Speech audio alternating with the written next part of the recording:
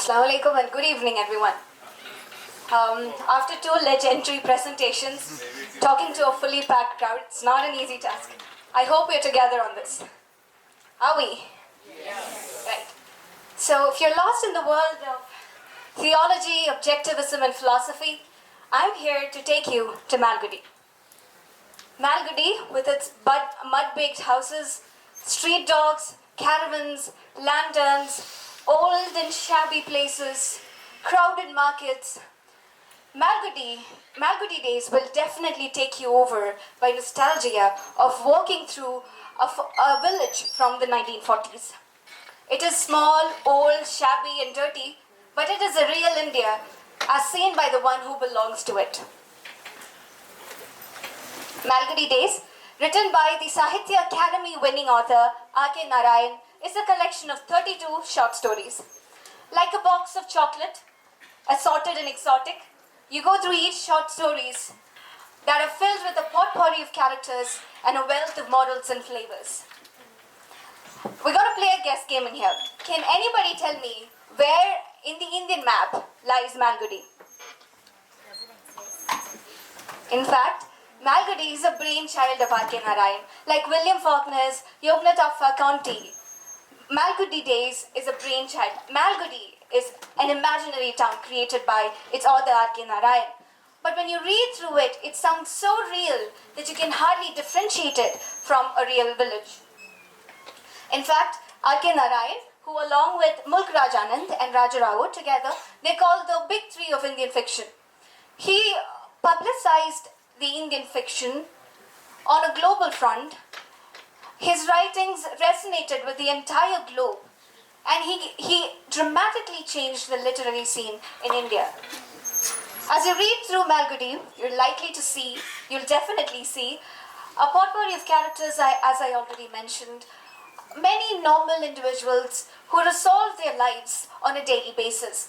Narayan weaves the story using humor, nuance, and compassion, and makes the reader think, ponder, and laugh at the ways of life.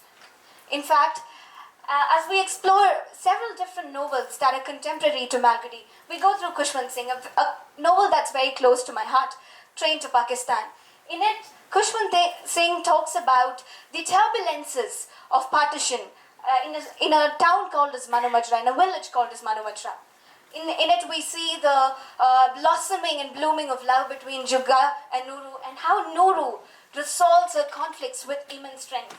Moving on, we also see On the Banks of Mayari River. Anyone who's read this book here? By N. Mukundan? Right. So, On the Banks of Mayari, Mukundan talks about the transition of India with the advent of Marxism. So we're definitely talking about a time in which the literacy rate in India is around 16.1%, around in 1941. And the Indian authors are experimenting with the advent of Marxism. They're trying to experiment with social reality. We're also talking about a time in which women were considered as second-class citizens. They were considered to be mentally and physically weak. They were considered to be, they were marginalized. So it is at this time that we see in books such as Coolie and Kantapura, we see how women were always outcasted. It is at this time that R.K. Narayan comes up with beautiful stories that portray women in a different angle. I begin with the first chocolate from the lot. It's titled The Edge, right? So it's written it's a story about Ranga. Ranga is a knife sharpener. Now he's not an average knife sharpener. He earns his living, as you can imagine, through manual labor. He works day in and day out to ensure that his family is fed. But he decides something different. He decides to educate his daughter. Even though his wife said no to it, even though his wife disagreed with educating their daughter, Ranga believes that education is the only weapon that can change her life, that can ensure that she has quality, that she has a chance to quality education. So R.K. Narayan, through Ranga, tells us that women deserve to get educated. So we have to slightly get back to that time when R.K. Narayan writes this, alright? So In fact, Ranka interestingly says that a woman doctor is like an empress. And this resonates with me. We're talking about education in terms of improving the standards of life.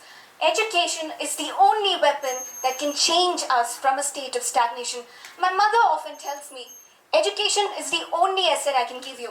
Now, as I stand here miles away from her, I cannot thank her enough because it is this statement that she keeps telling me that reminds me to take education seriously. And I strongly believe that women of our generation, not blaming anyone, we've not just women, we all forget the fact that education is an actual asset. And this is the only tool that can actually change our lives. So when education fails to touch our lives, we are into a stagnated state. Moving on, we look at the story of Swami and Friends. Has anyone read Swami and Friends? Swami and Friends is a popular TV series as well. Swami and Friends was actually, it started about as a single story from the 32 short stories of Malgudi days. But later on, R.K. Narayan gave it an entire book. It was a popular TV series as well. Swami and Friends reminds us of the innocence of childhood. It definitely takes us back to the nostalgia of our own childhood. Now, what resonates with me here is the fact that R.K. Narayan surrounds his characters with immense curiosity. Now, is curiosity important? Yes. Curiosity is in fact that one tool that we can, when taken seriously, can be, when you're curious, you're on a pursuit to find truths about life. And when children are encouraged to be curious, which our education system currently forgets, when children are encouraged to be curious, they start taking technological advancements seriously and they start finding out ways in which technological advancements can be integrated to improve the status of the society. Now we also see the story of Leela. This is my favorite chocolate from the lot. Now Leela is a character from the story titled Siddha. Leela is a carefree girl. She walks around with her servant Siddha. But she's not an average girl. At one point, she's courageous enough to question her mother about why Siddha is being treated rudely and why she isn't allowed to sit on the bed with them. So that is the point. We need students who are opinionated and have the courage to question where it is right. As Sir rightly pointed in the initial session, we're going through a time of democratic recession.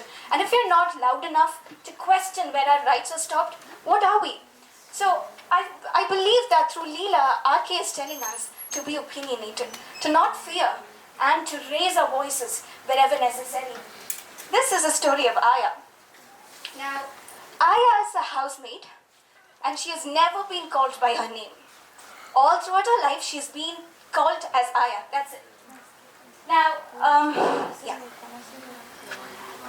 has been constantly robbed by her children, but at one point, her estranged husband returns from Ceylon after years and demands that Aya returns home with him in order to look after him and cook for him. Now, it is here that RK states a statement when Aya is being taken away from her house by her husband. RK states she followed her husband. She went out of the house led by her husband, proud of a slave. Now here RK Narayan talks about the patriarchal slavery of women that enslaves women and puts them in boundaries. As we move on, we also see interesting humorous stories about the superstitious ways of life. In The Astrologer's Day, it's a short story. It's in fact, if I remember right, the first short story of Malgudi days. In Astrologer's Day, R.K. Narayan talks about the astrologer. Now, astrologer doesn't know anything about astrology, or at least he doesn't know anything more than astrology more than his innocent customers. But he uses common sense, he uses observation to predict the future of his customers and also to recount their past. I think R.K. Narayan, even though the stories are super simple, R.K. Narayan wants us to be scientific. He wants us to be critical in our thoughts.